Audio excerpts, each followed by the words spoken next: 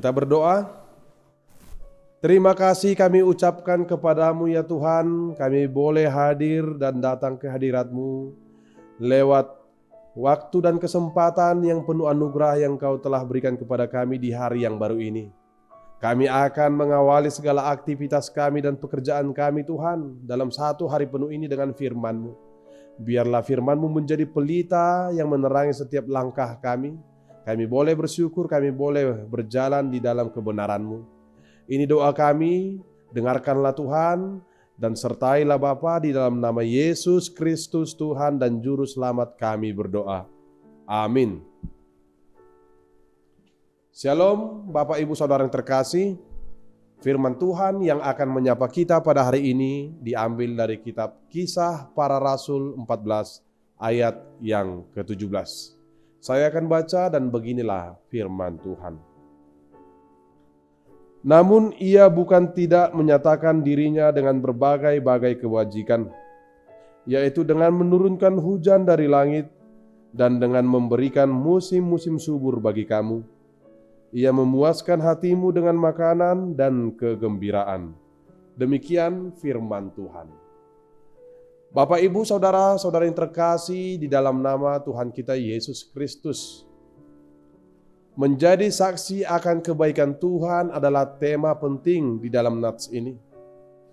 Menjadi saksi akan kebaikan Tuhan juga adalah panggilan bagi setiap orang yang percaya, yang telah mengalami berkat kemurahan kasih Allah, terlebih yaitu berkat akan keselamatan yang telah diperbuatnya di dalam Yesus Kristus bagi kebaikan dan kehidupan umat manusia. Bapak, Ibu, Saudara yang terkasih, konteks nats ini adalah situasi di mana Paulus dan Barnabas berhasil menyembuhkan seorang yang lumpuh sejak lahirnya di sebuah kota, tepatnya di Listra, provinsi Galatia di Asia Kecil. Hal ini membuat banyak orang di sana menjadi kagum, sehingga menyangka bahwa Paulus dan Barnabas adalah sosok atau figur dewa-dewa yang sedang menyamar datang ke tengah-tengah kehidupan manusia.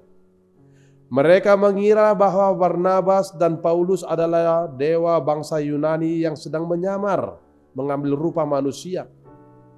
Mereka menganggap bahwa Barnabas adalah dewa Zeus, sedangkan Paulus mereka kira adalah sosok dewa Hermes yang merupakan juru bicaranya pada waktu itu. Hal ini dikatakan karena berdasarkan kepercayaan dan pengalaman orang-orang di Listra, karena ada keyakinan orang-orang di Listra bahwa para dewa-dewa pada saat-saat tertentu bisa saja datang menyamar menjadi manusia.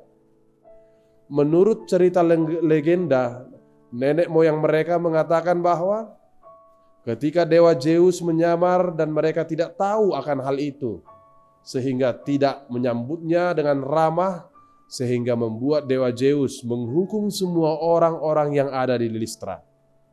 Karena berangkat dari pengalaman itulah yang membuat keinginan agar mereka tidak lagi mengulangi kesalahan yang mereka dahulu. Bapak, Ibu, Saudara yang terkasih di dalam nama Tuhan kita Yesus Kristus.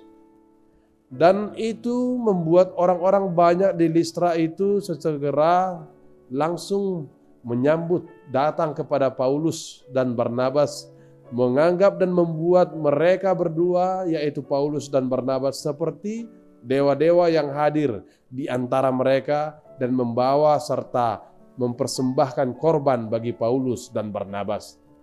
Tentu Bapak, Ibu, Saudara yang terkasih, melihat situasi itu maka Paulus dan Barnabas menjadi heran dan segera mengoyakkan pakaiannya yang menunjukkan bahwa mereka tidak mengharapkan hal-hal yang diperbuat oleh orang-orang banyak itu. Paulus menolak dan tidak mengharapkan orang-orang di Listra agar membuat Paulus dan Barnabas menjadi Tuhan bagi mereka. Paulus dan Barnabas menolak karena mereka bukanlah dewa, melainkan mereka adalah Rasul Kristus yang datang untuk memberitakan Injil Kristus. Paulus tidak datang untuk mencari kemuliaan bagi dirinya sendiri, tetapi mereka datang untuk memberitakan Injil dan melakukan berbagai-bagai mujizat untuk kesembuhan, keselamatan, dan membawa banyak orang untuk percaya kepada Yesus. Paulus datang kepada orang-orang di Listra untuk meyakinkan orang-orang di Listra itu bahwa mereka bukanlah dewa-dewa Yunani, karena dewa-dewa Yunani adalah hal yang sia-sia, seperti yang dikutip dalam Kisah Para Rasul 14 ayat yang ke-15. Allah yang mereka beritakan adalah Allah pencipta yang telah memelihara dan yang telah memberkati kehidupan mereka sepanjang hidup mereka. Kasih dan kebaikan Allah adalah bukti bahwa Tuhan adalah pencipta yang maha kuasa dan penuh kasih kepada manusia dan kita umatnya. Di dalam kasih-Nya Allah mau menyediakan hujan bagi orang-orang yang benar dan orang-orang yang jahat sekalipun. Kasih Allah sungguh besar dan itu nyata telah sampai kepada semua orang termasuk di Listra. Dan kasih Allah telah disempurnakan di dalam keselamatan oleh pengampunan dan hidup yang kekal yang telah ditawarkan oleh Yesus Kristus kepada kita umatnya yang percaya kepadanya.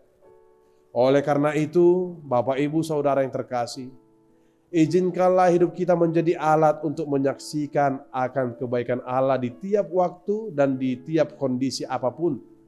Karena kita percaya bahwa yang baik dalam keadaan susah dan maupun dalam keadaan sedih, Tuhan itu selalu mengetahui. Tuhan itu selalu senantiasa akan memelihara kehidupan kita. Amin.